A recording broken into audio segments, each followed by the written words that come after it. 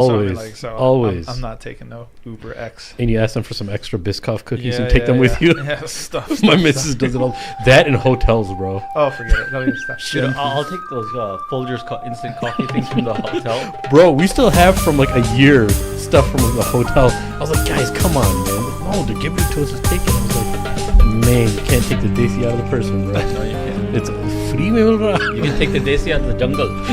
Take the jungle out of the desi. So we jungly, bro. Assalamu alaikum and welcome to Madam Luke's. My name is Sim. Along with me are my co-hosts, Sheikh Amir. Assalamu alaikum. And hopefully I pressed the wrong button. Shaz, sorry. Hello, everybody. Shaz is Shazzy back. Shaz is our new nickname for him. Welcome to the show, everyone. We have a wonderful guest for you guys this evening. Before we get started, help us out on patreon.com/the Madam Luke's. Be sure to click on the old like button, smash it if you haven't done so already, and throw a comment in the comment section below with your thoughts related to this episode.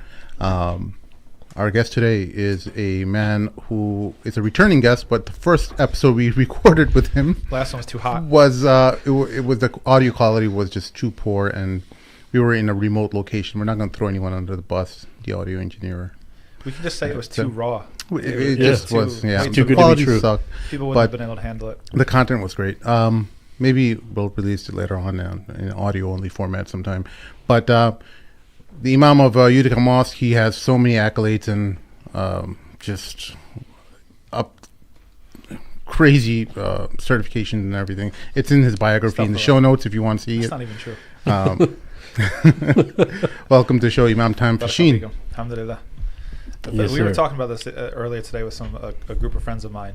The Italian pronunciation of fuh-KEEN-ee, and I've been rolling with that since. I thought it was Facchine. No, Facchine is the Americanized version. I see. But for about like the last 10 years, I've been trying to reclaim the Italian correct pronunciation. So I'm going with fuh-KEEN-ee.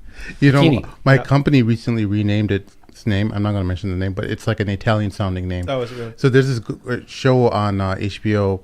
What was it with the geeks? I don't know. But anyway, it's these guys who make like a Google type of a company, and IT crowd. It's the IT. No. Silicon Valley. Silicon Valley. There you go. And there's a joke in there that says the show the company's name is Aviato, but he keeps on calling it Aviato. Okay. So my company's last two letters are To, so I keep pronouncing it in the meetings. To with the company's name, and people are like so confused. Like, why is he doing that? Because you're a troll. That's why, bro. He always messing around, bro. The Italians are always friends of people in general. Not really. They're not. They're not You're trying to make him feel welcome, bro. Stop it, bro. we were actually People. Imam Tom. People. Wait, The Italians were big bullies in our neighborhoods. Oh, Every yeah, brown yeah, kid has yeah. terror stories from. Yeah, they bullied me too. They didn't believe him. They didn't believe him that he was Yeah. Italian. Yeah. Oh, Italian. Well, they didn't, because Italian. I've never met a people like Italians that if you say that you're from them, it's like interrogation time. Like what? Yeah. Both sides. Both sides. How much? Where from? Napoli, Rome. Which side of That's it? scary, Are bro. you it's like- Sicilian? Because that's not yeah, really yeah, Italian. exactly. So there's a hierarchy of like who's really Italian, and God forbid you have a little bit of Polish sprinkled in there, a little bit of something else, and I was like, oh, you're not really Italian. Do you break your pasta before putting it into? Never. No, Okay, good. that's kufr. That's Yeah. If you want to offend You're like a me- munafiq Italian. You're not a real Yeah, Italian. no. if you do that, if you break the pasta. Yeah, you're fugazi. You're a fake. Yeah. You're a phony. Yeah, you Or you're can't- Sicilian. There's no. There's, feel there's like, certain lines no one can cross? Do you feel like Chris Pratt taking on the role of Mario was cultural appropriation? Mario is originally made up from a Japanese guy, Oh, so He done his research, bro. so you figure that one out. But the funny thing is, it's like as far as Italian stereotypes, the Italian people like we own them. Like it's a Mario. I mean, it's like yeah, of course. Like I don't know. It's like I don't know anybody who's upset that Mario exists in the first place. You know what I mean? It's like somebody came up with Mario and we're like, that's us. I think a majority of people didn't give it thought. The whole Japanese thing. I don't think anybody actually Yeah, gave it any it's like two thought. Italian plumbers, big mustaches, and overalls. yeah. It's like, of course. Yeah. It's like, why didn't we think of this? You know. So I don't. As far as at least Italian people, as far as I've ever experienced. We're not so sensitive at this point where we're like cultural appropriation. Yeah, it hasn't got there yet. We can take a joke. Yeah. We can take a joke. There was a big hoopla when the movie came out, and everyone's like, "How dare you, like, cast what's his name, Chris Pratt?" Because he's apparently It probably wasn't even the Italians. It was probably other people. It was probably other people offended on their and behalf. they wanted Italians to get offended. Yep. Imam Tom, you are breaking out on the scene. A lot of people all across the country are discovering who you are. I know you've talked about your story a bit in the past already. Just a brief outline, if you could kind of tell people how, I know you came to Islam at a young age, and some people want to know about that before we get into the meat stuff. So, all right, the short version. There's like 4 different versions of the convert story I keep on hand. Wow. And so I'll give the short version. Italian American from New Jersey. My parents are both, one of them is Catholic, one of them is Protestant. I grew up a religious young person. When I became a teenager, I thought it was all fake, and I left religion entirely. I also became very political. This was 9/11, invasion of Iraq, things that happened after. I became very sympathetic to Muslims. I started studying history, Howard Zinn, people's history of the earth, sort of thing. Noam Chomsky, that was all me in high school. We'll go to protests. In fact, it's crazy now. Like, it's a lot of stuff I haven't experienced. I'm like living through it a second time now, but after everything that's happened the last few months. Go to college, Vassar College in Poughkeepsie, New York. I get the opportunity to study abroad. I choose Turkey. I lived in Istanbul for 6 months. I met Muslims there and at Vassar College. Very, very impressed with Islam. I was interested in it, and so I started studying on my own.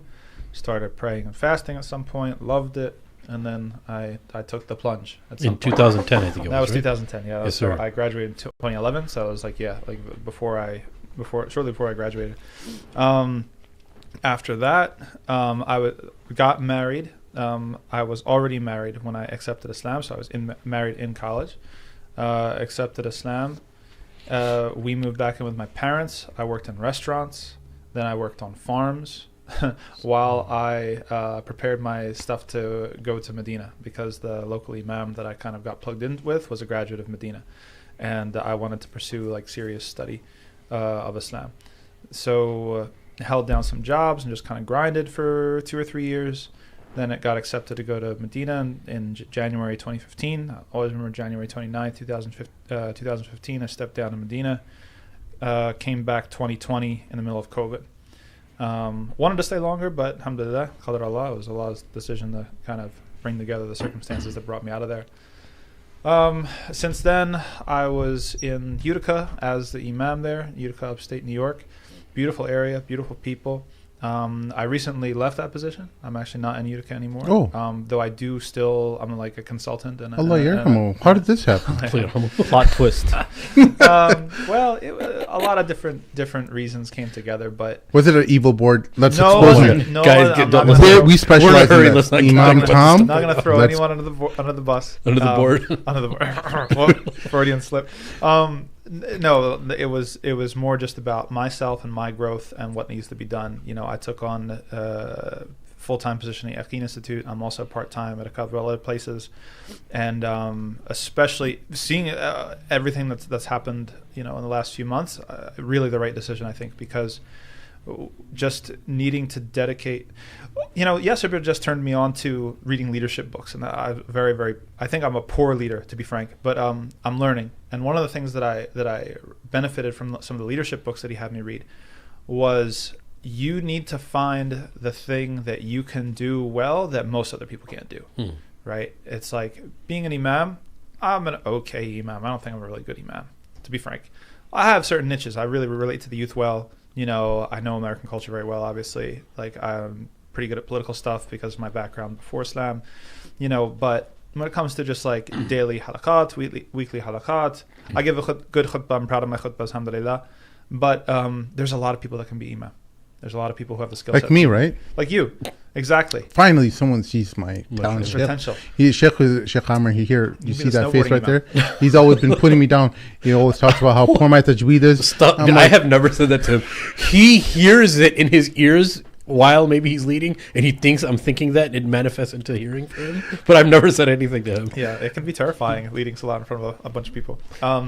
But yeah, so it just became it just came down to like, what's my like special calling? What's my vocation in this world? What has Allah created me for? I really kind of got my first little taste of stuff with Paul Williams and blogging theology when we started doing things together with just like a USB webcam, you know, and people gave a lot of great feedback about, wow, it's like you took really complicated books and you made them like pretty simple to understand. I'm like, okay, you're not the first person to tell me that. Some people have told me that before. And, you know, one of the things, and I guess if we're taking takeaways here from a leadership perspective, another thing I benefited from one of these books was pay attention to the specific praise that people give you. And that means not just like, oh, you do such a good job, or, you know, it's like, oh, I really liked your khutbah, but like, what's like a very specific piece of praise that like probably isn't said to everybody.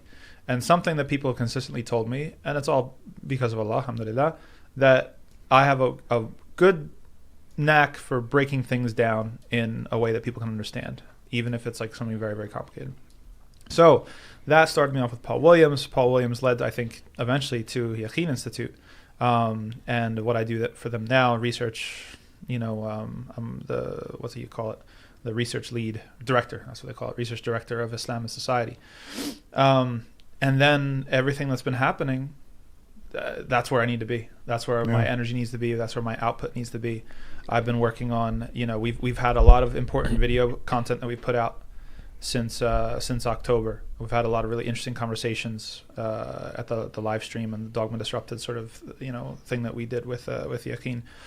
Papers are in the pipeline that are really important. That talk. I've written a couple blog posts at this point for them, and it just seems like where I need to be. You know what I mean? It's like I think it's the best, most sensible sort of use of like my like particular skills. No, I was going to say that too. The interviews that I've seen, especially since October 7th, but you had Sami Hamdi on and stuff, and it was it didn't seem like you didn't need like a training curve by any means. It was very crisp. It was very cool, and I loved it. It's very easy to watch. Me and my kids watched some of them together too. It was just very nice, and it felt like it was like a family show type thing, but it was still deep when it needed to be. And I think that advice was very accurate, just breaking things down very simply. And I think that comes. I remember the last time we talked. You know, you're very much into homeschooling and educating on that simple level, and I'm a teacher. Helps. I also teach middle school, so I mean, like that's one of my side gigs is for Legacy International Online High School. If you haven't checked it out, check it out for your kids. It's like an a la carte sort of Islamic online school. I teach Tafseer for 7th and 8th graders. That's so cool. And that's something I've done for 3 years, like since I come back, and it forces me to teach at the 7th and 8th grade level. And in 8th grade, because we do Tafseer over 3 years, so Tafseer 1, 2, 3, Mecca, Medina. So 8th grade, we're dealing with all the ahkam, all the hudud, all the like whatever, 8th grade.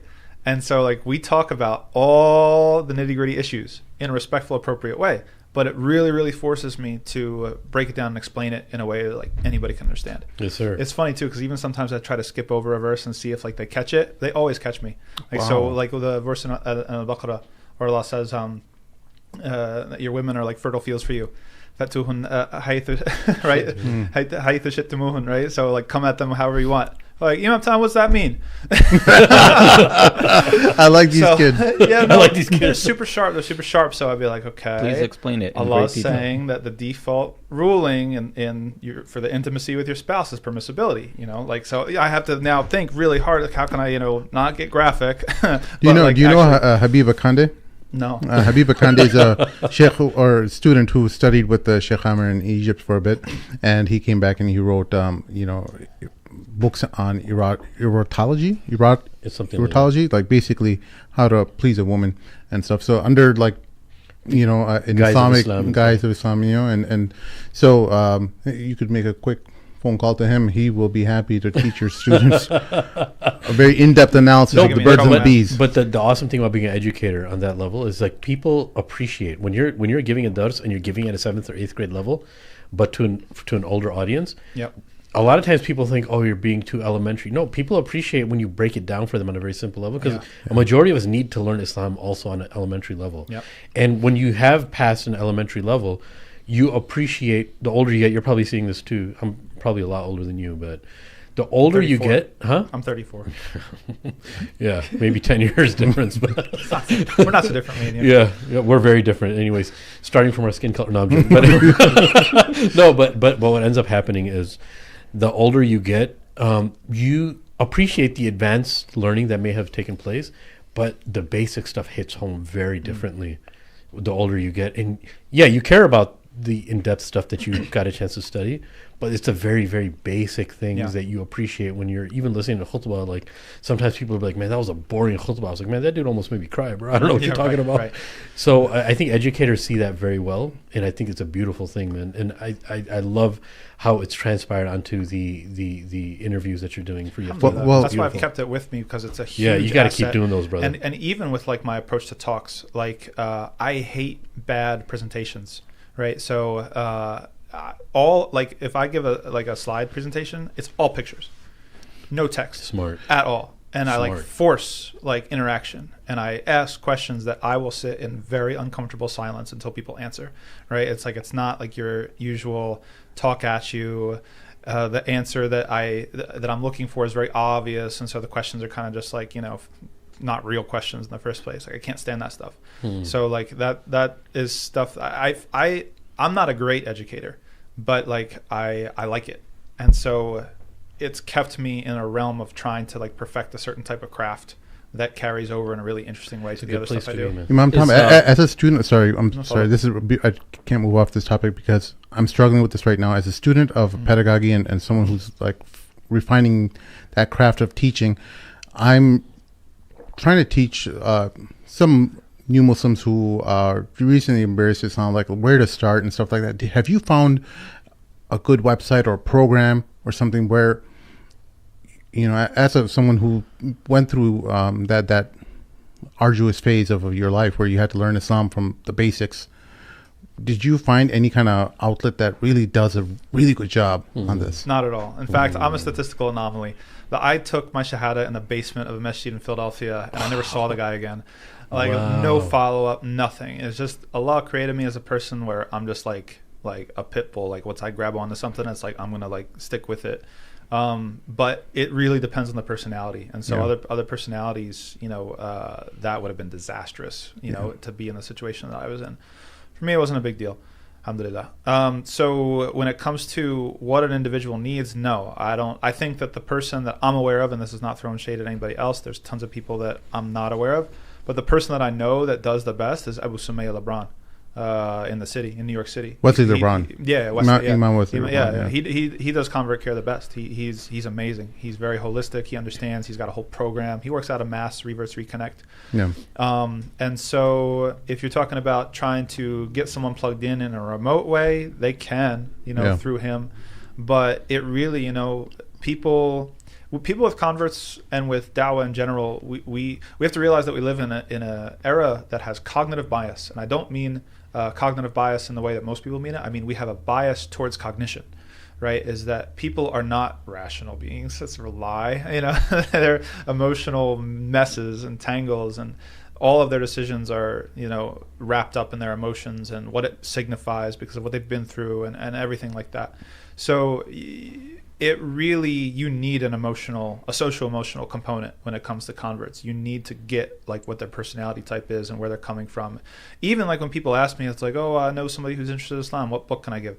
I'm like, yo, you got to give me more details than that, because depending on the type of person, it's like I can give them a book that makes them run away, or I can give them a book that makes them like inspired, or they're not even a book person. Period. You know what I mean? Like some people are much more relational.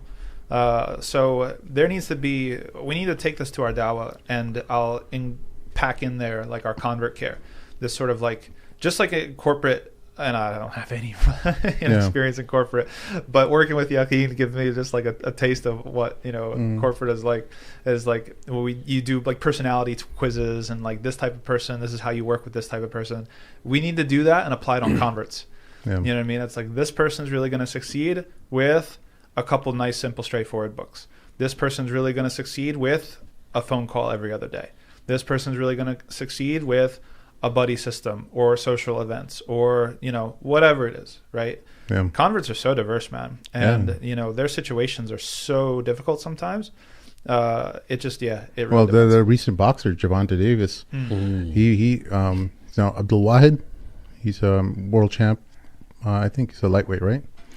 But fantastic boxer. It's a huge, you know, news that made headlines all over the world that he became Muslim. And it looks like, at least from some of I'm not going to throw anyone under the bus and mention names, but there are some new reverts, new Muslims who, man, I just like, why are they meeting with this one type of person who's like probably not the best vehicle for him to Islam, because they're, you know, some of these people are like government associated people. I'm giving you guys some hints here, but these are like which governments? UAE and stuff. You know, I'll just say, I can give you a little bit more, but you know, like I'm like, oh, why are you guys learning from these guys? You know, and sometimes you want a new Muslim to be under the tutelage of an imam, but not that imam. You know? Yeah. No, it's a process too. I mean, what I've observed, and obviously you can speak to this, Imam Tom, a lot better than me, but there's only so much you can do. Look, number one, the person got hidayah from Allah. There's no other way. And everyone comes into the fold of Islam for so many different reasons. And experiences are so important more than academics. Because, look, I'll give you a small example. When one of my friends, he went to Egypt, and he was talking to one of the taxi drivers about atheism.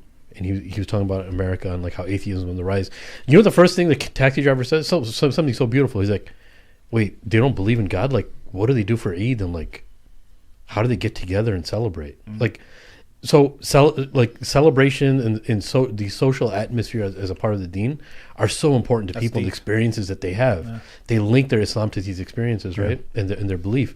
But when we want someone to know somebody or learn from somebody, that ends up being their journey, bro. That they have to go through all these different people. We want them to learn from somebody, but Allah has other plans for them too, right?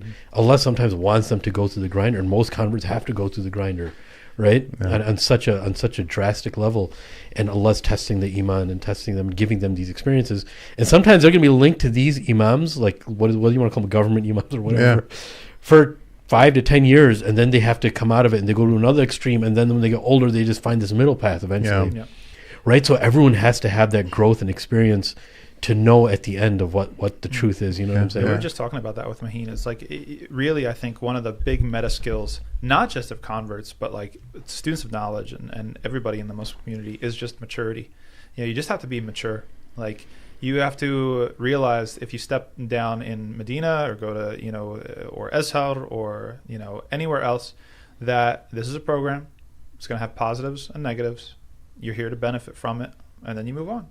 And then you're going to come across other sort of experiences. You're going to synthesize, right? And that's the same with a convert and like all your influences, right? It's like you have a local influencer, like your first influence. So that person might have a lot of khair. That person might be the best person for you right now, right? Even if we're sitting here with our experiences, be like, oh my God, I can't believe it's that guy, right? But maybe for the person that person is, like, this is the person he needs for this time.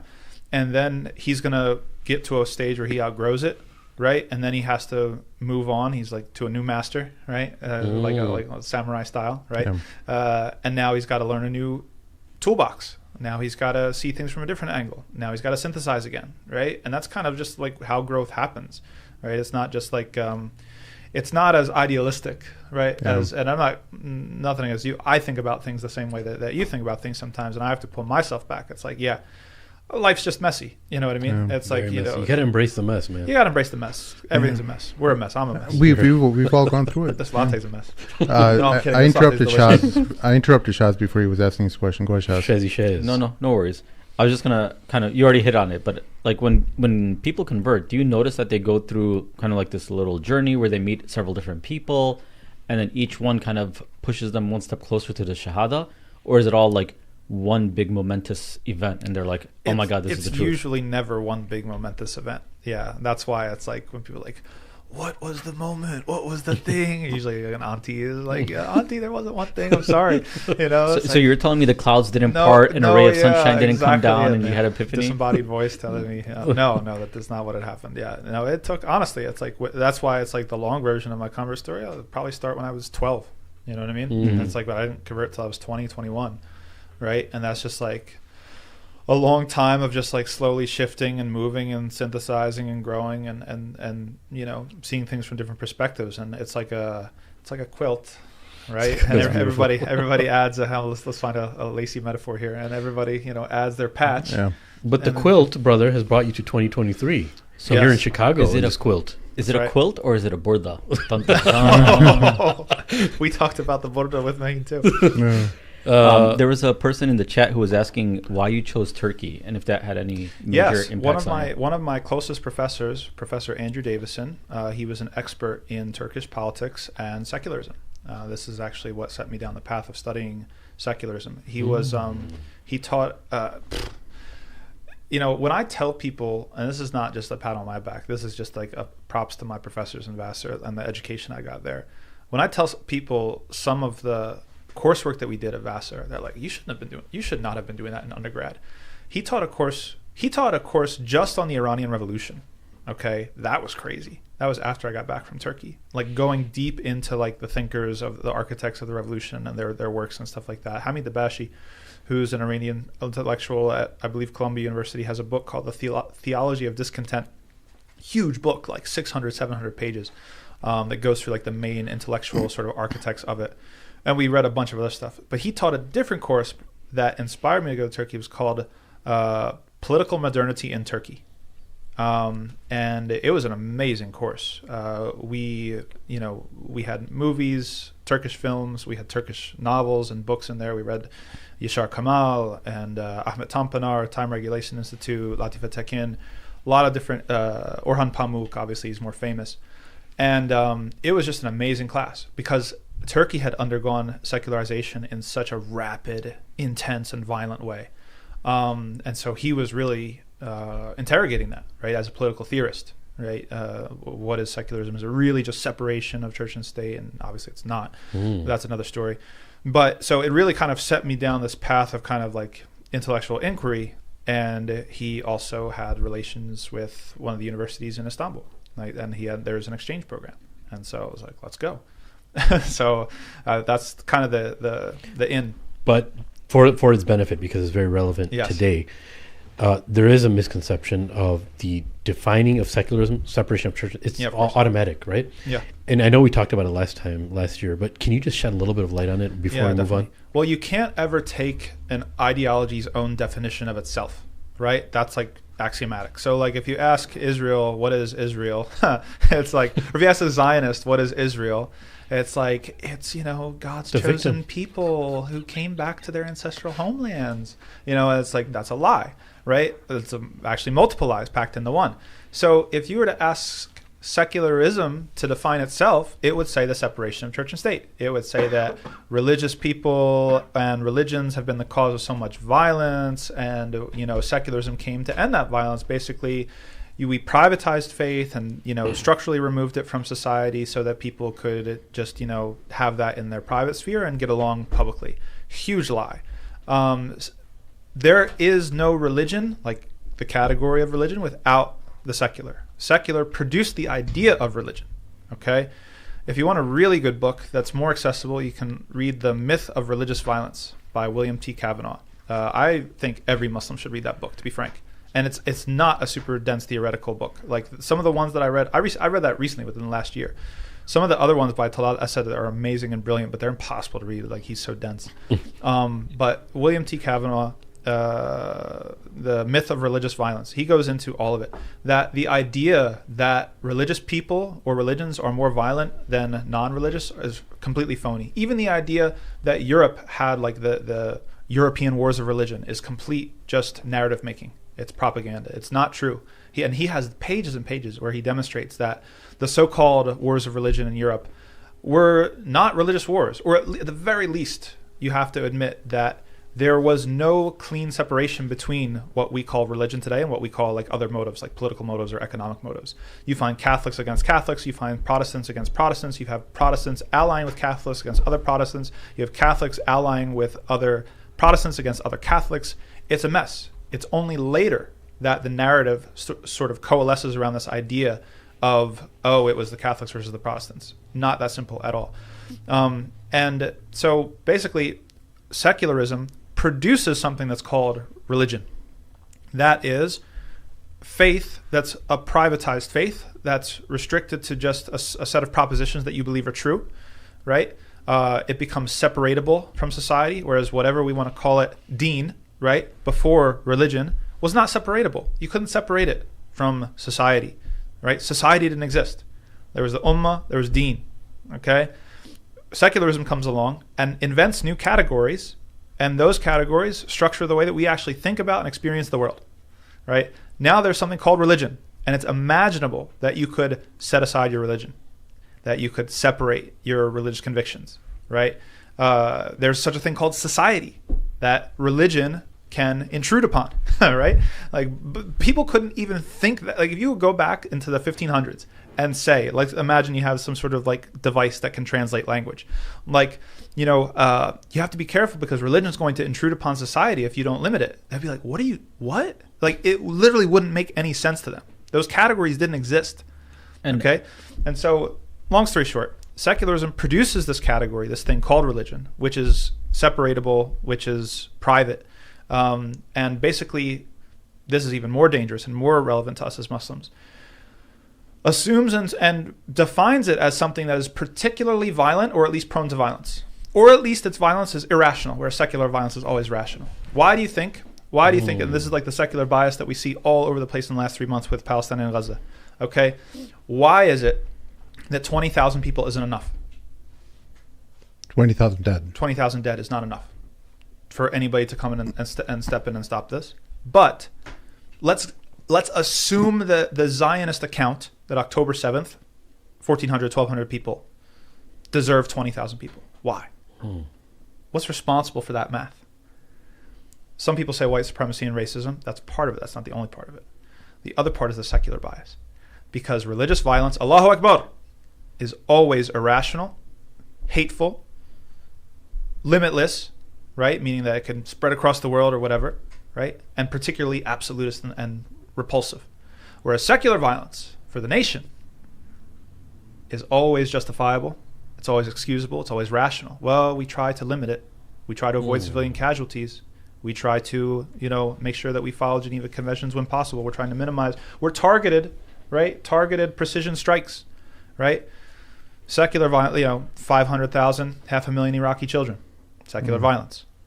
Madeleine Albright said, yeah, it's worth it. Secular violence is always defensible. Sometimes it's necessary. Sometimes it's even praiseworthy in our society. Whereas all religious violence is scary and inadmissible, irrational, terrifying, right? Which is why, even though, how far do we want to push this? All right, I'll stop. Keep pushing. No, you keep pushing, bro. It's all you, brother. Shit. I love this stuff. You know that, anybody. You're going to get me going. Yeah, I mean, just... Wait, I do have a quick question. Yeah, please. So you were saying, like, back in the 1500s, if you went there, like religion and society were inseparable because people didn't even have the those language concepts, or the concepts to be able to separate them. So was that throughout the world, like Europe, China, Russia? Of course. This is one of the... Okay, if you want like a schematic, secularism is one of the hegemonic projects of modernity. Yeah. Okay? That's beautifully said, bro. And so a lot of reading in Japan, went into that. The emperor was a god figure, right? And that was like true throughout. So like they didn't have this concept. All right, check it out. Yeah. What is modernity? Sorry, I'm really... I don't want to sidetrack you, but I'm really interested in this. This is getting to the meat of the issue. What is modernity? What does it mean? What is modernity? It's a series of thoughts that came from the Enlightenment and related to it's almost like an amalgamation of various philosophers that came from the 18th, 17th century. We're in the neighborhood. Modernity is a way of knowing that separates fact from value.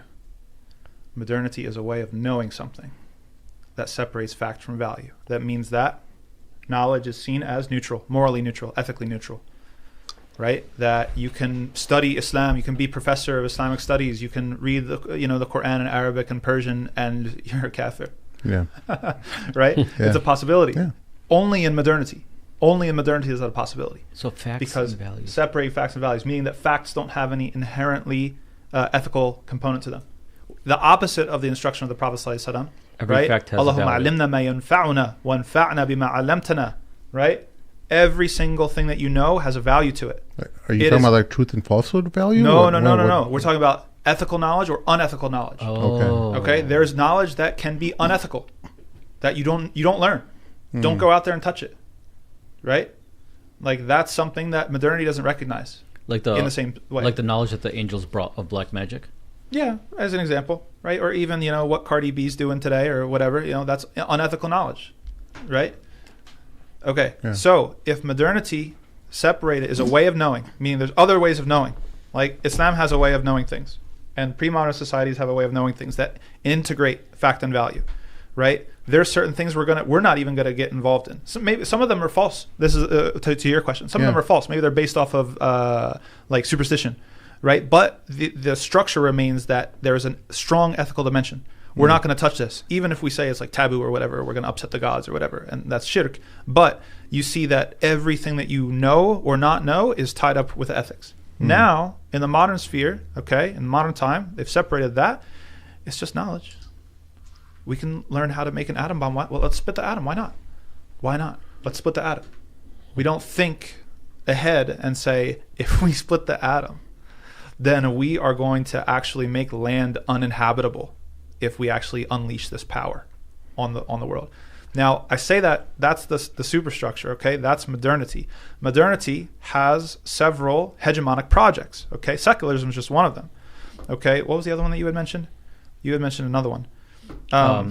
Japan, China, and how state and society were the same thing, or how religion and society were the same thing. Yeah, I forget. No, I had a different thought that sort of something you said reminded me of. But, whether it comes to individualism, okay, capitalism, okay, That's how I was gonna say. liberalism, neoliberalism, like these are all hegemonic projects that cover different aspects, but the modern separation of fact and value unleash them. Okay, you can't have them without that unleashing, right? Even because think about this. Okay, let me approach it from a different door. Conquest has always happened. Conquest is a part of human history. Yeah. But we've never seen a conquest like European colonialism that brought scholars of Orientalism that come and study the language and the religion and anthropologists and historians. We've never seen a conquest like that. You know what I mean? It's like knowledge in order to subjugate, right? Right. That's a very particularly modern thing. Okay, so when we say that, I know it can sound like a little bit like pretentious, right at first, but I think it's pretty profound if you start to see how it unlocks all these sorts of things. To imagine that you can separate knowledge from ethical concerns sets you on a crash course with all these what I would call demonic sort of projects that we see. Yeah. Materialism, individualism, consumerism, Hypersexualization. Of course, yeah, of course, all that stuff, right? Because if knowledge, all right, I'm not going to get too graphic, but if fact and value are separated, if knowledge is just neutral, if there's no ethical component, then you put it in this hole, you put it in that hole, it's all the same. See what I'm saying? Of course. See what I'm saying? So let's put it in the context of Gaza. Yeah. And because that's alive and kicking in everyone's mind, and we can make it relate to things. And the overall theme of discussion that I was thinking about with you was to at least come through with some lessons that we've learned from Gaza. And because Gaza is, and I think you'd agree with this, and I've been following you on Twitter as well, so I know you've been alluding to this. There's a lot of truth and a lot of things that we've learned from just humanity and how it's looking, how Gaza is kind of telling everyone where everyone stands on each issue and how they evaluate things. Maybe you can explain that, what you just said, in the lens of what's happening right now. Yeah, I mean, subhanAllah, when I came in and the person, Umar, I don't know what was the name of the gentleman who came and collected me from the airport for the conference. He said it, man. I'm supposed to give a talk tomorrow. My last talk is supposed to be exactly this, lessons from like the people of Gaza. And he put it so perfectly. He said, like, Allah chose these people, man. Allah chose these people, because if he had chosen another people, they might have given up by now. It's crazy, you know, to see the level of perseverance and collectivity, right? You know, it's like if you've got a toddler, their whole family's wiped out. Everyone now becomes their parent. Allahu Akbar. It's crazy, and you see that with what comes through in social media, right?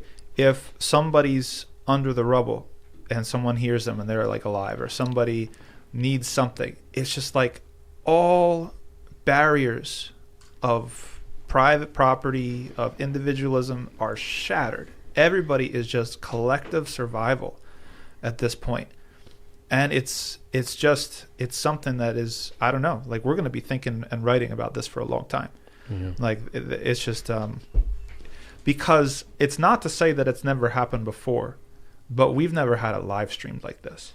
And so now to see it and see what the human spirit is capable of, and to just distill, you know, someone asked me like recently, like, what did 2023 teach you? It's like, man, it's like, what is important and what's not important? You know, everything in the crucible of the calamity just like really distills what's worth your time and what's not, and what's worth your energy and what's not. And just to see, I mean, subhanAllah, I mean, it makes us cry. It makes us angry. We wish we could be there and help, you know, but at the very least to amplify. And the people that have, I mean, it's only from Allah. Man, take someone like Khalid Nabhan, right? Like, nobody, who knew, how many individuals in the world knew who this person was on October 5th? And now, like, this dude has, like, moved mountains. Like, I want to know in Jannah, inshallah, if Allah gives us Jannah, I want to not only, of course, meet him, but I want to know how many people accepted Islam just from seeing this guy. Ah, man. It's like, as I said, we're still processing. I haven't processed it all the way. I still have the right to talk. but we're going to be thinking and writing a long time about what we've learned from the people of Gaza. May Allah protect them and grant them victory. I mean, it's been an endless book. It's only been 3 months, but there's so much the world, not just Muslims, have learned. The world it's been the best teacher. I've said that from the beginning. The people of Gaza and this resistance and this genocide against them have been the best teachers for all of us, by way of Allah. You know, they're the people of Asqalan, and they're the people. And and we had no idea where the world was going to change from this small remote area of 25 by 5 miles that the world just forgot about and completely believed the story and the narrative of Israel. Everything just comes overturned. Well, they've turned the whole world upside down. Everything changed. They've broken so many policies and, you know, programs. Just everything got the education of people. People have been so educated based on what's been happening. They didn't even know. There's so many things that came up. Even like internet. People are talking about international law and researching international law. People didn't even know how to read. Gen Z amazes me. It's like, you know, like I'm a millennial, but it's like, it's almost like to watch on social media people like picking the threads apart. And some things that I already knew and some things that I didn't know. And now people are going back in the history. Now people are questioning. Because like you said, who was questioning the right of Israel to exist October 1st? Very few people, except people who are already down with the cause, you know. But now you've got non-Muslims be like, wait, why does this thing even exist? But you know the kicker, you said something about Gen Z. You know what the kicker of this is too? There's so many different layers to this. The Gen Z layer, prior to this, people were saying these Gen Z, they're lost. They're crazy. All they do is complain. All they do is protest. They're fearless, but now bro. But they're fearless in that sense. But even things that were something that was negligible to us in the state of in Deen, and speaking of separation of church and state, right? On a very secular level, on a hegemonic level, almost oppressive. But that sense that they have and that tendency they had was transformed and used to empower people also for the sake of Palestine, right? So their inclination towards justice. Their inclination towards justice, even though it may have been skewed before October 7th, but now they were a very, very big mouthpiece. It's been focused and applied in a really, really important way. Yes. And you know what? I'm very optimistic because, you know, at least I can speak for New York City because, you know, I know some of the organizers doing the stuff in New York City. And the way that they have refused to let the Islamic dimension be pushed aside is really, really encouraging. Like, you know, and we've got some of them are here, you know, at the convention now talking. They're here for Mass ICNA. They're at AMP. They go back there, you know, within our lifetime and other sort of organizations that are doing it. There's Salah every demonstration that they do. You know, there's takbirat, there's Surah Al-Fatiha, or there's the Quran. It's like, and they call out anybody who tries to tell them, you know, that this is like not what they should be doing. And I'm encouraged. No, and you probably remember the previous protests too. Just about like other Muslim countries, they were very nationalistic to the level of you would never really see people praying there. If you did, it's a small group of guys, you know. But now it's an afterthought. Now it's a central part. Yes, and I find that extremely encouraging. And we need to also continue to encourage it and help these people. I think Imam Tom? Yeah, go ahead. You know, talking about like Gen Z and how social media and new media has completely changed things. Linking to, I saw one of your old podcasts with the Thinking Muslim, and you were talking about democratization of information and how everything is being live streamed. Do you think that's had, I mean, what kind of impacts do you think that's had? And especially with this Muslims being front and center of it. Yeah, of course. I mean, it's a huge asset. And this is such a humbling thing for me because I'm such a Luddite. I'm such like an old fashioned. I'm like anti-technology, anti-this, like give me my 40 acres and a mule, you know, kind of guy. Heck yeah. I can picture you as Amish. You're not the first person. He worked on a farm. You know, I used to work on farms. I used to work on farms, and the way I dressed, lots of people thought I was Amish. I've got the neck beard too, you know. It's like, you know, so overalls. Overalls and stuff like that. Yeah. But don't get me going on the Amish. I'm fascinated by the Amish for different reasons. I have chickens in my backyard. Mashallah. I have their butter. That's a good start. I have their butter. Amish butter. Amish butter is good. Do you have Amish cabinets though? That's luxury. Hardcore. But anyways, yes, sir. Sorry, go ahead. But yeah, I mean, I've been humbled, and you see how Allah's plan is so subtle. He is Latif. Like the democratize. Like where would we be without social media in this round? Like seriously, because I went through, you know, the 2006. Like I was like going to protests for Palestine and like as a teenager and stuff like that, and all the different escalations that kept on happening. And I saw at Vassar one of the daughters of like the Holy Land 5 or like whatever like came and gave a talk, and like it was such a small circle of people that were like cared or knew even, and it felt so disheartening like to be like swimming upstream. Now it's like the doors are blown off of it. Now it's like mass, you know. Education, and the fact that now instead of me as a teenager reading, you know, carrying Zinn and Chomsky in my arm to sort of like educate myself, now it's like click, click, click, click, click. Oh, there's the whole 70 to 100 year history of Zionism and all of its crimes in an infograph, right? Yeah. Click, share. Right? That's it's like it's wild, and it is encouraging. I mean, Allah has a plan. And even the things that we hate and have a lot of evil to them, because social media does have a lot of evil to it, but it's being leveraged. How should Muslim youth who are involved in this and active in this, not just youth, anyone, how can we continue to capitalize this over the next, you know, month, 2 months, 6 months? Well, here's the thing, you know, I always, with anything, with electoral politics or sort of discourse intervention, you have to have short-term and long-term goals, right? Short-term and long-term strategies. I'll give an example from electoral politics, and then I'll come back to what exactly you asked. So because I've done some stuff with the abandoned Biden campaign, and like, you know, there's no way Biden's getting our vote, and he has to be punished. And I believe that it's really important on a lot of different levels. Now, unfortunately, what has been used against the Muslim community is always lesser two evils. Oh, what about this guy? Oh my gosh, big orange man's gonna come lock us all up.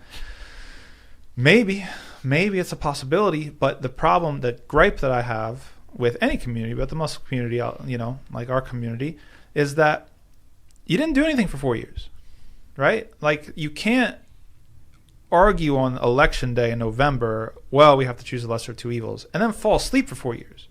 you're going to have the two choices that you're going to be given 4 years later are going to be as evil or more evil than the ones you chose from previously. If you're going to justify a lesser of two evils argument, then I want you to get busy the day after the election on trying to work so that the next two choices that you have are less evil than the ones that you just chose from. But people aren't thinking like that. You know what I mean? If we had organized, if we had, PACs and super PACs and actually funded specific candidates and tried to target and get out certain candidates and stuff like that, that could have been a possibility. That's not what we did. Okay, we can still do it. So I say that because I say that with social media as well, right? If you're looking at short-term, mid-term, long-term strategy, short-term, there's like an all-hands-on-deck thing, right? There's an interesting sort of crack that's formed. Some of the bigger platforms that are problematic in other ways, right? Sean King, right, is problematic. Yeah. If you don't know, go look it up, right? But he's a big platform and he's pushed for Palestine. What do you do? Sam Hinkie or whatever, like this guy, he's like an Assad supporter or whatever, but he's also been very helpful on Palestine. Okay, so again, let's have short, mid, long term. Short term goal is like emergency, hands on deck. Whoever's breaking the story, we're retweeting, we're getting it out there, we're trying to cross platform, we're trying to whatever. Midterm, you want to replace those problematic people. You don't want them to be getting stronger, grifting. You don't want them to be taking advantage of the Muslim community.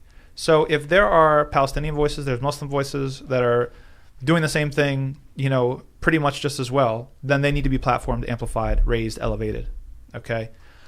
Long term, everything's dependent upon Zuckerberg and Musk. Everything's dependent upon these two men. Okay? One of them's an outright Zionist. One of them got called in the principal's office and got detention from Bibi for being too not pro-Zionist enough, right? That's a strategic liability, okay? Like, when are we going to actually replace these platforms with our own? Dr. Hatem from AMP got his E-Trade account shut down with no reason or justification. And he knows this for his pro-Palestinian stuff. Why don't we have our own E-Trade?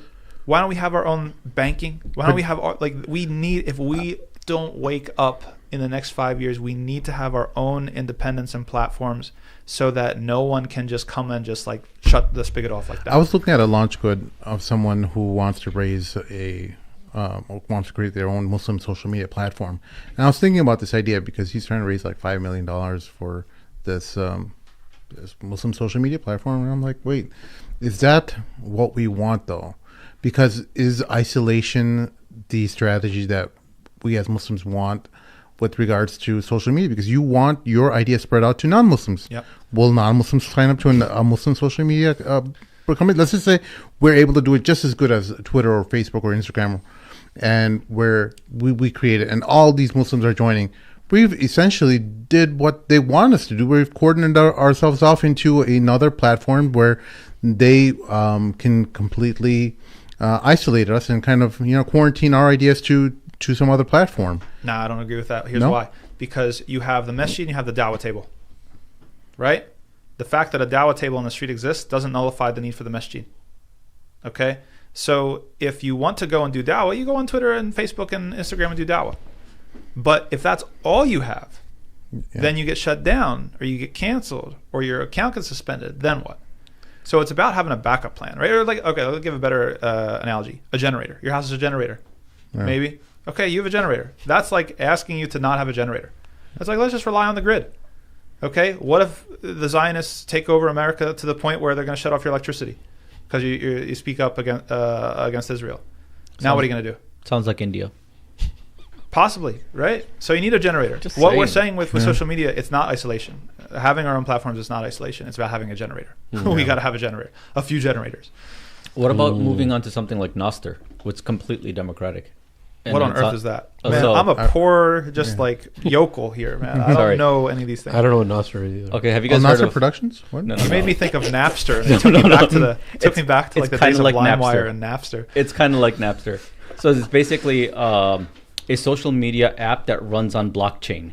And because it's on blockchain, no one person owns it. man, And because it's on blockchain, my pay grade, man. No, I gotta buy some Bitcoin in order. Yeah, for you're getting the blockchain above my pay grade. sorry. Don't ask All me. right. I'll get off the tangent. Okay. No, but something interesting before we move on. Just if you guys have been paying attention to Whitney Webb in her interviews with Jimmy Dore and some other people regarding blockchain and Israel's clamp on blockchain, the whole blockchain thing is really interesting. It's a whole other topic, but if you guys are interested, check out Whitney Webb. She's been doing some great interviews. She's made some really good rounds recently. Yeah. But check that out because it's becoming, in some people's eyes, very volatile and not what they thought it was. There's going to be a strife that probably goes through with that, but Imam Tom, I know we were talking about how was us kind of showing different lights on different areas of the world, and even touched on how young people from Gen Z are learning about international law and stuff. But we're finding out also that international law, the UN,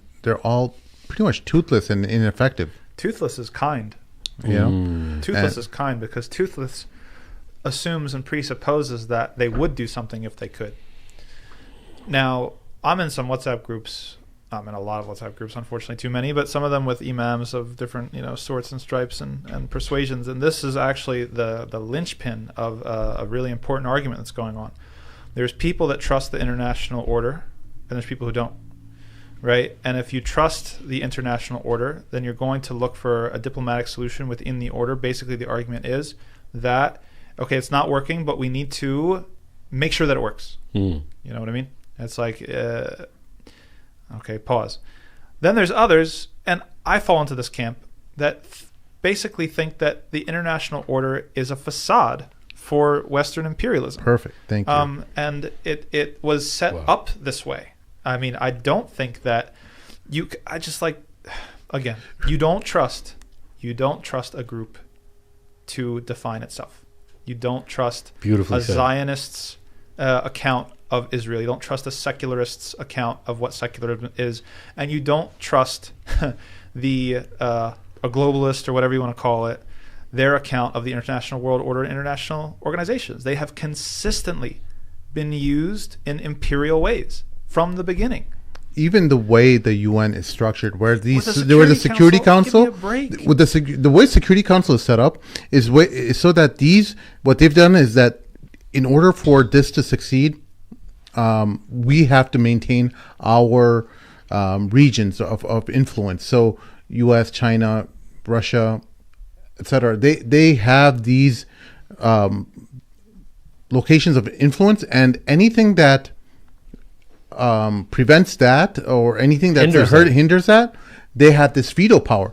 So in effect, you can't make any kind of realistic change in the world because of the way that these mafia bosses have essentially said, hey, this is my territory, and anything that infringes on that, I have this veto button that basically demolishes anything that the UN could do. Yeah, and all of them, the IMF, the World Bank, they all are predatory. They all, and one thing I recently had lunch with Wa'al Halak, and I wanted to ask. Lucky guy, I would have loved to join you. It was awesome.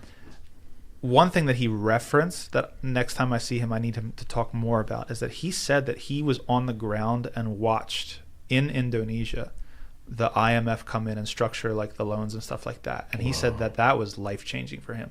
That he basically extremely critical of, and this is stuff that I already sort of knew in a theoretical way. That's really important. Can you just expand on that? Because I don't know the details, unfortunately, but here's how the IMF works. It's like the IMF, and subhanAllah, coming back to vulnerability and independence, you need economic autonomy.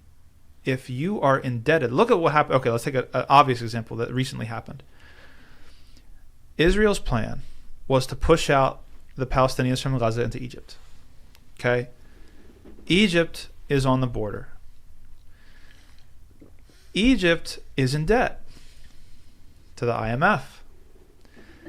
The U.S. approaches Egypt and says, if you open your border and let Palestinian refugees in, we'll forgive you all your debts. This is what the system was set up to do. Yep. This is not an aberration. It's not an exception to the rule. We just need to get the right people in there and make Was it work. 10 billion? It's some ridiculous number, you know, like that's the thing. Like it's all on credit. You know, you built your dams, you do whatever modernization projects, industrialization projects, because they told you that the way to get ahead was to industrialize the way that they did. And so you took it out on loan. And you can't compete with them either. You can't compete with them ever because you've already signed trade agreements with them that's going to open up your markets to them anyway. Not just that, it's all based on the dollar, and they control the dollar. Everything has to be in the dollar, and et cetera, et cetera. This is all, listen, it's like an octopus, or even better yet, an anaconda just slowly wrapping and squeezing until you can't do anything. All these tools work in tandem together. There's legal tools, there's economic tools, there's meta-economic tools like the dollar, like the currency, like credit, like Visa, like all these sorts of things. And they all work in tandem. We're not being conspiratorial saying that there's these guys behind a boardroom somewhere like laughing, but this is how they function. No, but not only that, look, someone asked me this last time too about why does he talk about, or he talks about politics pretty often. You're a poli-sci guy too. Yeah, that's my first training. Yeah, that's his first training. You love politics. I can't get it out of me. Your undergrad was in political science. Yeah. Well, one of the things we've also learned, at least in the past couple months, as presidential candidate Vivek Ramaswamy has climbed into popularity like exponentially, and he's been promoting this isolationism that has become a trendy thing to say. And I kind of laughed at it on Twitter. I wrote a little piece about how silly this is, because it's America who's benefiting from its imperial practices all across the world. When you pull yourself out, it's not that I don't want it to happen. Of course I would love it to happen, but to say that America should be in isolation is to go against its own nature. It's antithetical to its nature, yeah. It's a lot deeper than people realize. Yeah. And this is where, again, like Trump was funny, because like 1 out of 7 things he says was like dead on. You know what I mean? Which is why it was such like a weird experience, because it's like, oh, this guy's so disgusting and wrong, but like, that's right, actually. You know, those like the whole phenomenon of the deep state and draining the swamp. It's like you've got probably since it's like, you know, it's Wilsonian, right? You could probably trace it back to President Wilson. The idea, this particular model of foreign policy, this identity of who the United States should be in the world, and you've got institutions like the CIA. You've got institutions like even the way that the armed forces are set up. Look at all the military bases. What are you going to do with all the military bases? Like this is not a one person in office type of decision. Like this is where Trump was onto something, that, you know, this is a very deep structural issue that the United States has set up for itself since World War II to be the hegemon, to be the superpower, to be the one who has its tentacles everywhere across the world. Look at the map of military bases. Look at look at who votes with the United States in the UN, like, because they can't do anything else, right? Because they're too compromised economically, military. Look at how they give military aid and take away military aid. Look at the leaked conversations between the US and Pakistan and how they basically overthrew Imran Khan. Right? It's like this is all part of the playbook. And I encourage everybody, if we're talking about takeaways for Muslims, there's some things that you can benefit from online, but there's a whole lot of history that's not online. Go read about the history of the United States foreign policy. Read about how the United States has interfered in other countries' domestic politics for decades.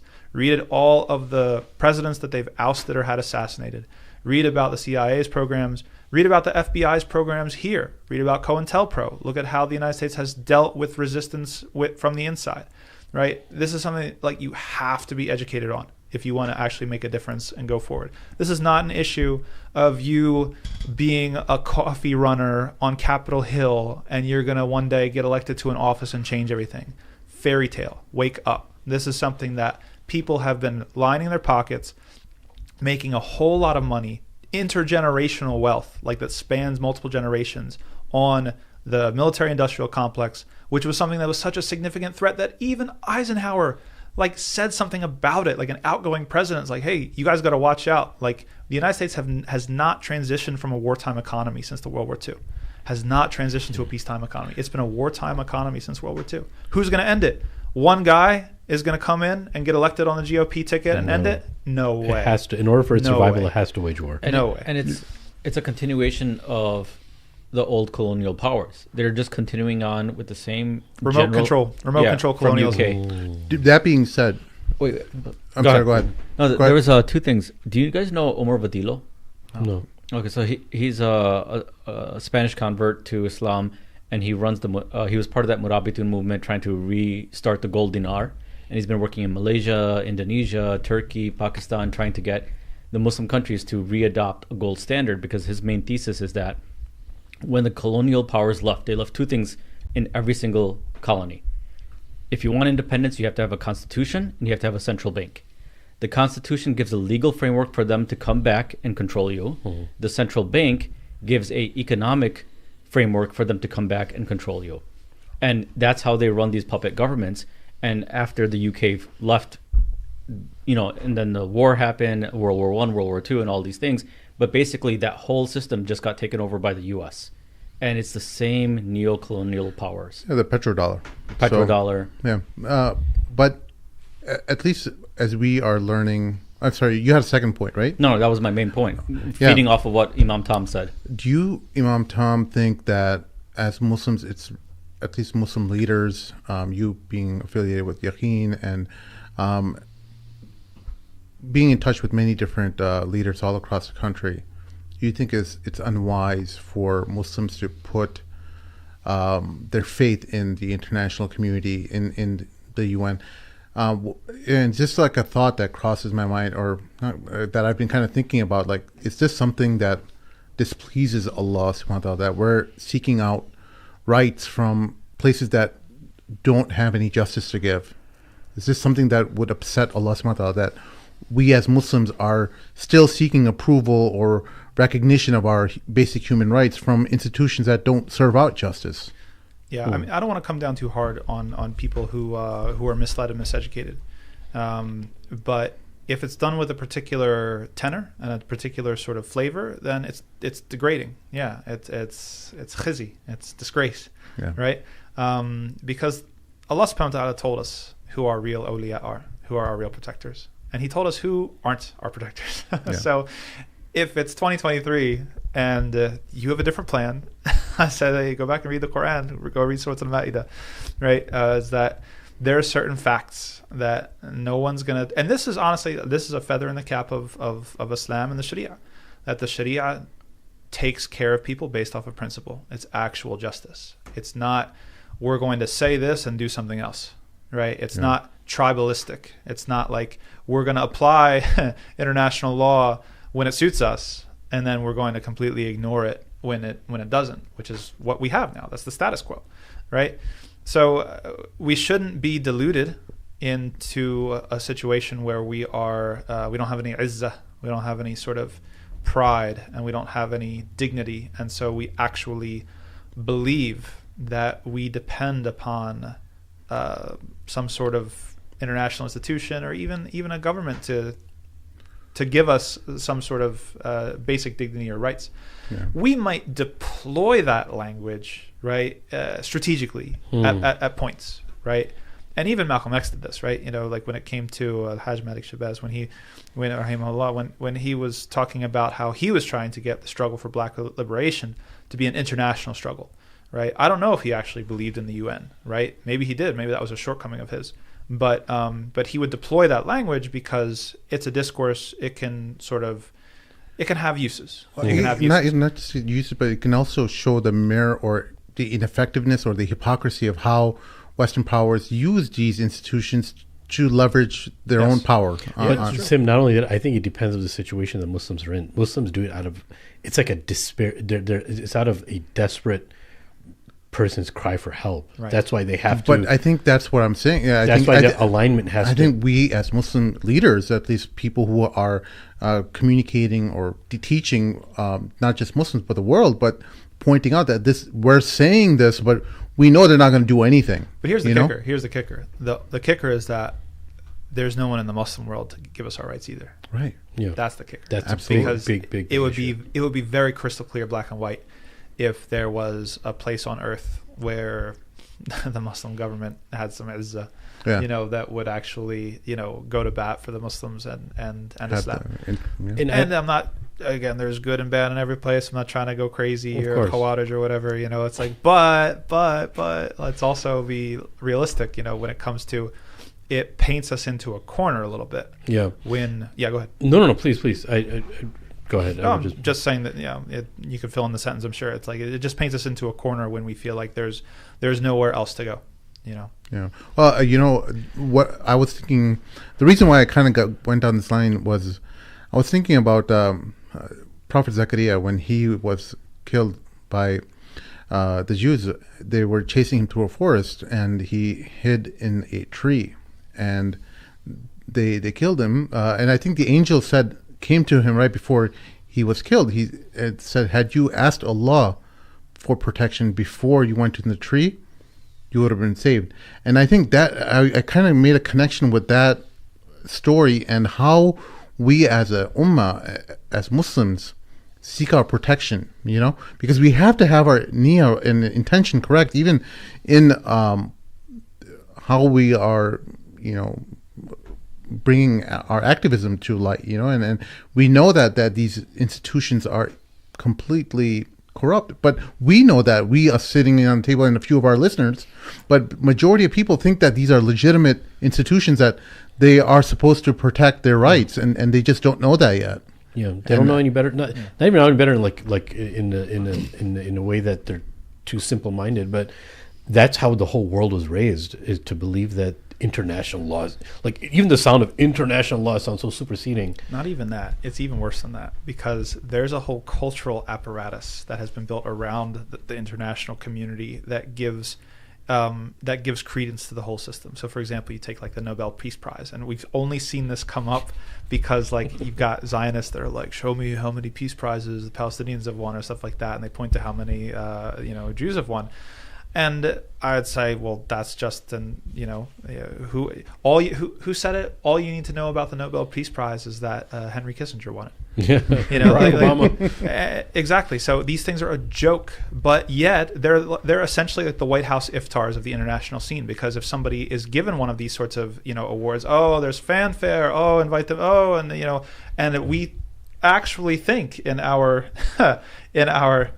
self-loathing colonized innards, we actually think that this is something to be proud of. No, but look, even the entertainment is a great reflection of how the Nobel Peace Prize works.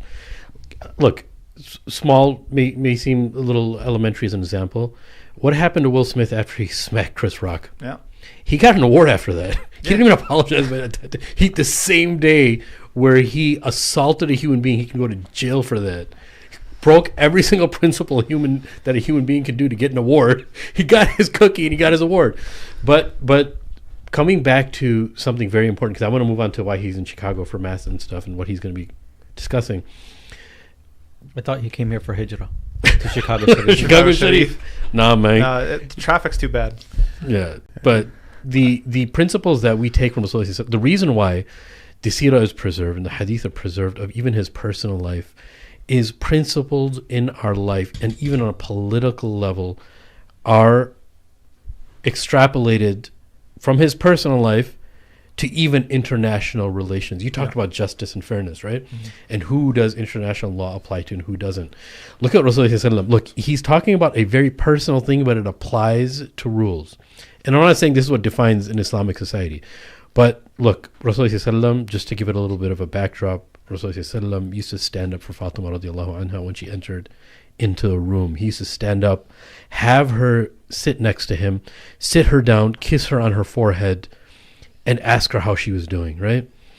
And he even said, may Allah never bring my hand back to me if I ever struck Fatima, right? Mm. But what does he continue to say?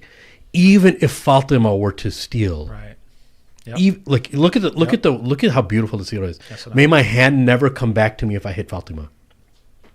But if she was to even steal unjustly, I would have to perform the had on her, right? Now, what's he doing here? He's talking about a very personal thing. It's the most dearest child to him. It's a personal life issue, but then he brings it back into relations of politics, meaning that what happens in personal life too is an open book to extrapolate principles from all across the board, right? Now, people may say, oh, well, as soon as you talk about Sharia, you're talking about cutting off the hands. No, I'm not. No, Sharia, cutting off the hands and hudud is the smallest portion of fiqh, right? But what I'm saying is that when something is so beloved to Rasulullah and it's used as a principle, he's talking about justice. He's not, forget about cutting off the hand portion. He's talking about justice, that even no matter how dear and close the person with nepotism has no place in Islam. Yeah. To weasel out of justice, right? And that is why Rasulullah is our example. And when we say that even Muslim entities and governments in the Muslim world, we can bravely say that they don't practice Islam the way it's supposed to. We don't have a problem with that. So when people come to us and say, oh, well, look at the Muslim countries, in response to what's happening in Gaza and stuff, we're like, yeah, we're with you. Yeah, they're screwed up just as much as America is, as far as on a political and justice level and foreign policy. We get it. Like, we're not supporting them to say they're a great example. We don't have a great example. You know what I'm saying? If anything, we have ulama as great examples. We have people of Gaza as a great example of family and hope. And even though it may seem very gruesome, there's lots of hope. The believer sees lots of hope in the struggle that they're having. It's very unfortunate. And we ask Allah to alleviate them from that bloodshed and the genocide. But as a believer, we see lots of hope within misery also, within ourselves and as our ummah, right? And moving forward, since we were talking about a quilt and we're talking about how 2023 has brought you here, it's a piece of the puzzle. Can you just tell us a little bit of what's happening with you at Mass ICNA? Why are you here? Where do you fit in that puzzle? What are you doing? Definitely. And I'm just going to tack on one thing to what you said, which is beautiful, is that's what we have to show the world. Because I don't think the world has really seen what true justice looks like. Because they're used to it only serving the rich and being used against the poor. Or only being used for the in-group and against the out-group. And that's actually a huge dawah point, right? If we can show people that this is, you theorized about rule of law, right? This is what it actually looks like. Sharia is what it actually looks like. Actual rule of law. Actually everybody being held to the same standard. No exceptions, no special benefits or privileges. Everyone's in ihram. Like, that's what it is. So I think that people are hungry for that. What am I doing here? And then we should probably get going. Do you really have to go? I do. Wallah. What exactly? You made him say wallah, bro. No, yeah, and I don't swear by Allah very often at all. So I have something. He has to be there by 7 p.m. Are you speaking? I have to leave. No, but I have we have a knowledge, like a research retreat, research department meeting. So I absolutely have to go. That's not that important. You're the one who's going to be teaching that. They're going to wait for you. You want her to be late? He's going to be like, yeah, let me do it. Oimer's my boss. You're going to be in trouble. Imran. Oh, yeah. Okay. So you're doing something. So let's segue into what you're doing with like Umatics, because Oimer's works with Umatics, leading that at Yaqeen Institute. Maybe you can talk about that project in itself. And so right now, so I'm here. I have one talk tomorrow with Yaqeen Institute that Yaqeen sort of runs like its own like mini knowledge retreat or whatever. And then I have 2 other talks through Mass that are geared towards the youth. And if I can squeeze it in, I'll show up for the Abandon Biden campaign. They have a press conference and some meetings also this weekend. And the themes of these are for people who don't know. These are regarding Palestine, or? Yes, everything for the talks that I'm giving are about Palestine, about lessons from the people of Gaza, about how to speak up boldly on campus, and related issues. Beautiful. Yeah, related issues. So that's where I'm at now. I don't have any formal relationship with Umatics, though I am Umatic, and it's only a matter of time. Well, let's just because the people are still new to that term. I got it. I don't know if people got it. This guy slipped it in there. Go ahead. People are still new to Umatics. How about you as a... Okay, so Yaqeen Institute, for example, like its mission, every organization has a scope and, it can't do everything. So Yaqeen Institute is, Islam-based. It's dawah and research together. That's what it is, dawah and research. So it's geared towards, more of a mass audience. We're trying to present videos, very, user-friendly, infographics, things like that.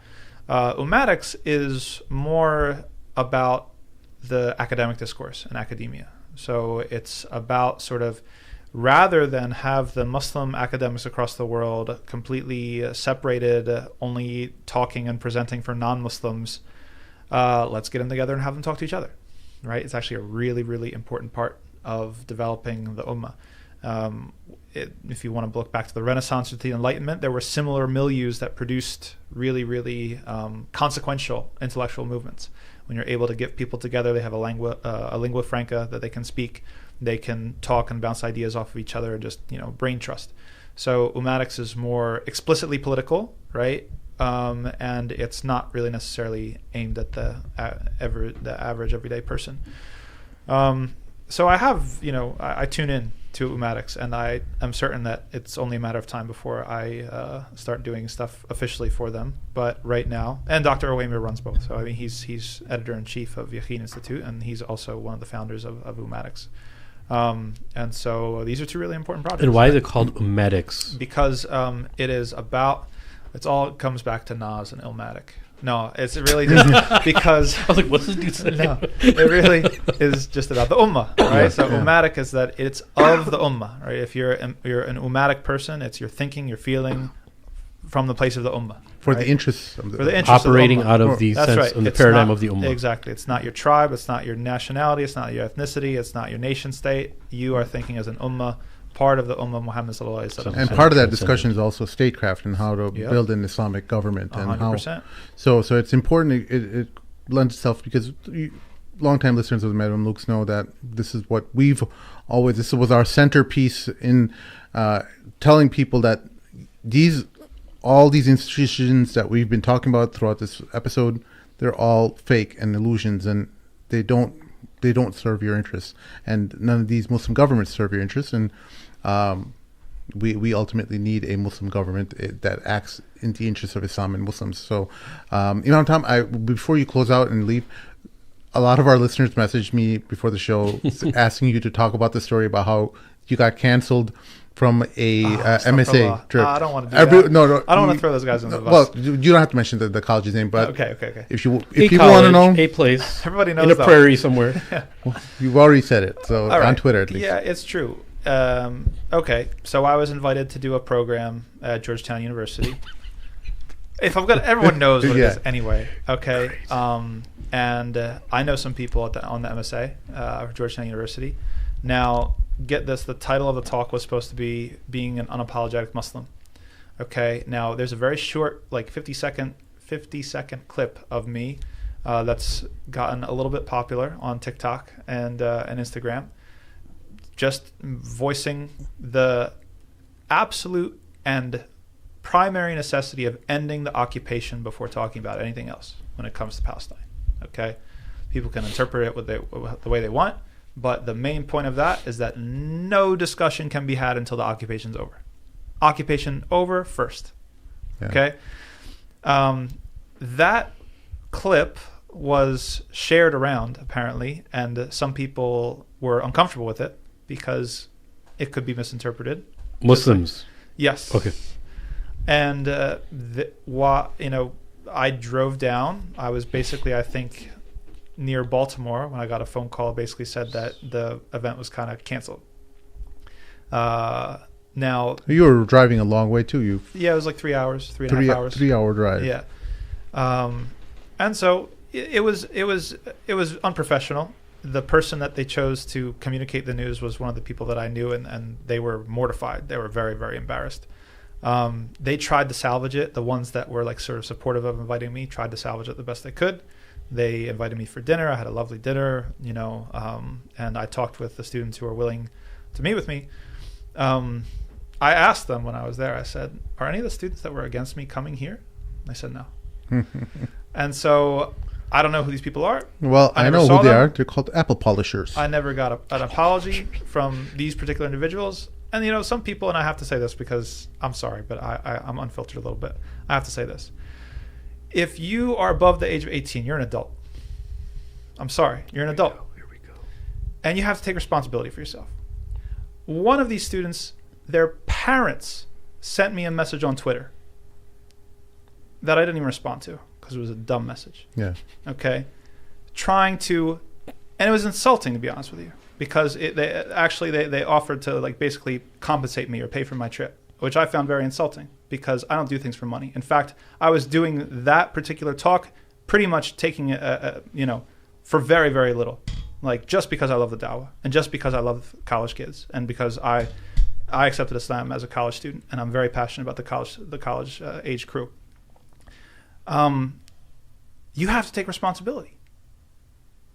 Don't expect there to not be consequences. There's consequences to everything. And so just like with my own children, if I save them from every consequence, they will not learn and they will not grow. And so if you're going to have an event and invite a speaker and have them come down and then cancel it right before it happens without talking to me, without consulting me, and then not even meet me, and then not even apologize to me, there's going to be consequences, Habibi. There's going to be consequences. And I am an introvert. Okay, guys, I'm an introvert. I hate drama. I hate confrontation. So the bar for me is pretty high to like call and I don't like it, like my nefs like hates it. Like I just like want to read my books and just like leave me alone and just, but I despise cowardice. Yeah. And this moment, the kicker, we cannot be cowards in this moment at all. If 2023 and post October 7th is going to be another moment when the Muslim community runs and hides into its hole in cowardice, then we will have accomplished nothing since 9/11. Nothing. This is our opportunity, and it's a challenge to everybody, man, woman, and child, college age and above. This is our opportunity. There's never been a better opportunity to expose the way that the media and the politicians and the government and our universities are in the pockets of a foreign nation, of Zionists. And we're not going to back down. There has to be a critical mass. Don't just save your neck. Think about your brother. Think ummatically. Don't just save your neck. Don't just save your potential employer, whatever. What is this cowardice? This scarcity. Do you believe that Allah is Ar-Razaq? Show me. Prove it. Because, man. Yeah. The thing is, there has to be a critical mass. If they want to come and arrest us, they're going to have to come and arrest all of us. That's what it has to be. That's it. If you're going to save your neck, you're going to jeopardize every single one of us. Because if it's just us in the room that are saying this stuff, they can go and throw us in the hole for solitary confinement for 50 years and whatever. But if there's 3,000 of us, if there's 10,000 of us, if there's 20,000 of us, then they can't do it. So I really, really take exception to that attitude. I don't care. Again, alhamdulillah, like I don't care about the little stuff. I don't care about money. I don't care about even like the lack of professionalism, whatever. They're college kids and MSAs are all over the place. Some great, some are not so great. But don't be a coward. Do not be a coward. So Imam in 2023. It's inexcusable at this point. You have to buck up. You have to stand tall. We have to have a critical mass, or else it's gonna hurt all of us. Imam Tom, I want you to give me some advice. I'm going to go out. 6:05. We need to run. We gotta go. You better drive extra fast. Run a few You red can lights. talk to him after in the drive. All right, that's our show. Thank you, everyone. We'll see y'all next time. Assalamu alaikum. Wa alaikum assalam wa rahmatullahi wa barakatuh. Hey, you got me going. McCormick is about